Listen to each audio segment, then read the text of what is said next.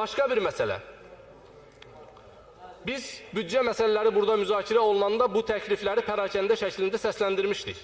Amma biz təklif edirik ki, büdcəyə nəzarət sizin gözünüzün qabağında çox bərbad halda olduğunu biz çıxışlarımızda göstərdik o büdcə məsələsi müzakirə olunurkən. Büdcə üzərində nəzarət mexanizmi yoxdur. Ona görə təklif edirik ki, parlamentdə hər komitədən bir nəfər daxil olmaqla büdcəyə nəzarət mexanizmi yaradılsın və büdcəyə parlament deputat qrupunun nəzarəti olsun. Bu nəzarət qrupu yaradılsın və bu da bizim iş planımıza daxil edilsin.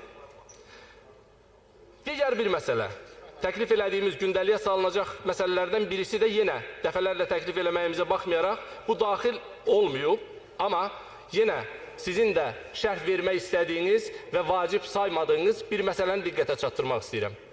Son seçkilər, bələdiyyə seçkiləri Azərbaycandakı olan ən bərbad seçkilərdən birisi idi və o gerçəkliyin təzahürü idi.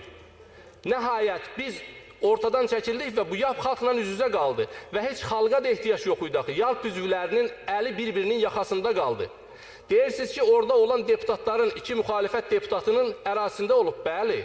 Çünki həmin ərazidə, həmin insanlar öz haqları uğrunda mübarizəyə qalxıblar. Həmin deputatların fədakarlığı sayəsində, həmin deputatların məhz seçki saxtakarlığının qarşısının alınması ilə bağlı fikirləri sayəsində, çıxışları sayəsində, mövqeləri sayəsində. Doğru deyirsiniz. Bir icra başçısı işdən çıxarıldı güya seçkidə baş verən qanun pozuntusu ilə bağlı.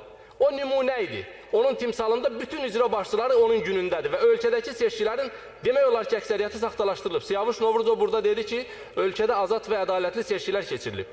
93-cü ildən indiyə qədər ölkədə olan seçkilərin hamısı qeyri-azad, qeyri-ədalətli seçkilər olub, saxta seçkilər olub və heç bir beynəlxalq standartlara cavab verməyib. Bunu biz müxalifət olaraq dəfələrlə bildirmişik və eyni zamanda beynəlxalq qurumlar da burada olan seçkilərlə bağlı heç zaman ədalətli seçki keçirilib fikrini işlətməyib. Buradakı nöqsanlardan danışıb və o seçkiləri tənqid edib. Amma bu son seçkilər onu göstərdi ki, Azərbaycandakı bu seçki praktikası Azərbaycanı çox pis vəziyyətə qoyub və qoymaqdadır. Bu davam eləsə, mən sizi inandırıram.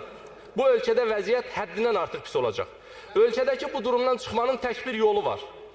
O da azad və ədalətli seçkilər nəticəsində formalaşan hakimiyyətdən keçir, parlamentdən keçir. O parlamentdən ki, hökumət üzvləri bura gələndə onların yanını kəstirib bəy tərifi deməsin, onlardan xahiş eləməsin, onları tərifləməsin, onlardan məsuliyyət tələb eləsin, iş tələb eləsin. Niyə bu ölkə bu gündədir? Niyə bu ölkə bu bərbad vəziyyətdədir? Niyə ölkədə korrupsiya və rüşvət bu səviyyədədir? Niyə insanlarımız bərbad haldadır? Niyə bu qədər kasıb ölkə, Bakı kimi şəhər, dünyanın 20-ci ən